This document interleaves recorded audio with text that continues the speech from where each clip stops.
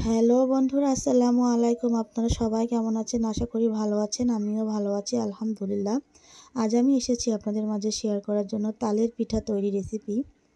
তালের পিঠা তৈরি করার জন্য চাউলের গুঁড়ি প্রয়োজন, আর আমি চালের গুঁড়িটা নিজে থেকেই তৈরি করে নিয়েছি। ঘরে ছিল পিঠা বানানোর চাল, সেটা ধুয়ে পানি ঝরিতে দিয়েছিলাম, আর এখন আমি ব্লেন্ডার করে একটা ছাঁকনি দিয়ে ছেঁকে চাউলের গুঁড়ি বের করে নিয়েছি এইভাবে। আপনারাও চাইলে কিন্তু এইভাবে ঘরে বসে চাউল থেকে গুঁড়ি বের করে নিতে পারেন। অবশ্যই করে খেয়াল করবেন যে গুঁড়িটা দিয়ে আপনি পিঠা তৈরি করবেন, সেই গুঁড়িটা যেন পিঠা তৈরি করা চাল অবশ্যই হয়।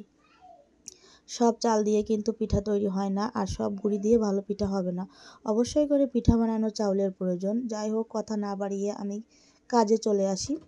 আমি চাউল থেকে এইভাবে একে একে অনেকগুলো গুঁড়ি বের করে নিয়েছি, আর এই গুঁড়িগুলো অবশ্যই করে বের করার পর আমি ভাজি করে নেব। খুব ভালোভাবে লাল লাল করে ভাজি করে নেব, যাতে করে পিঠায় সুন্দর একটা সেন্ট আসে।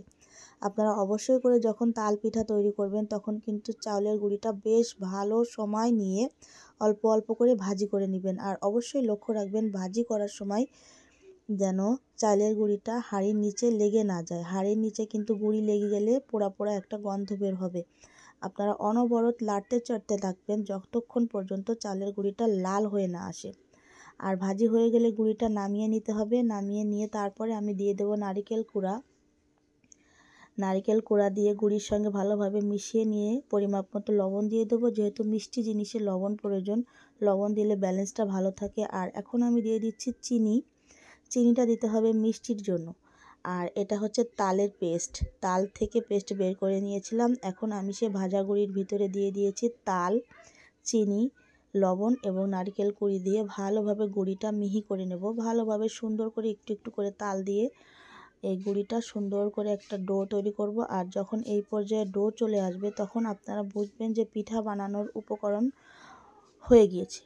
এখন এটা যখন আপনি দেখবেন যে চাপ দিলে সুন্দর একটা দলার মতো হয়ে গিয়েছে, আর এটা এখন পিঠা তৈরি করা যাবে। এইভাবে আমি হাত দিয়ে লম্বা লম্বা করে শেপ দিয়ে পিঠা তৈরি করে নিয়েছি অনেকগুলো।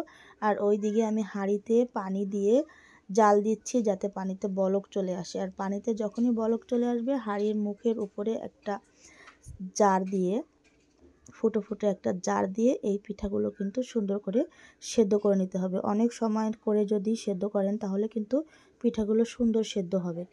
যাই হোক, দেখুন আমার পিঠা বানানো হয়ে গিয়েছে। এখন আমি এই ফুটো ফুটো একটা জারের উপরে পিঠাগুলো সুন্দর করে সাজিয়ে সেদ্ধ করতে দেব। আর সেদ্ধ হয়ে গেলে কিন্তু তালের পিঠা রেডি। যাই হোক, অনেক কথা বললাম। আপনারা যদি এইভাবে পিঠা তৈরি করেন তাহলে অবশ্যই করে খুব টেস্ট পাবেন। অবশ্যই বাসায় বসে তালের মৌসুম শেষ হয়ে যাওয়ার আগেই তাল পিঠে বানিয়ে খেয়ে দেখবেন। আর অবশ্যই আমাকে কমেন্ট করে জানাবেন আমার রেসিপিটা আপনাদের কেমন লাগে। অবশ্য আপনারা আমাদেরকে বলে দেবেন যদি কখনো ভুল ত্রুটি খারাপ হয়ে থাকে, তাহলে আমরা শুধরে নেব। অনেকের রান্না অনেক রকম, অনেকের কাজ অন্য রকম। ভুল হলে মাফ করে দেবেন। আল্লাহ হাফেজ।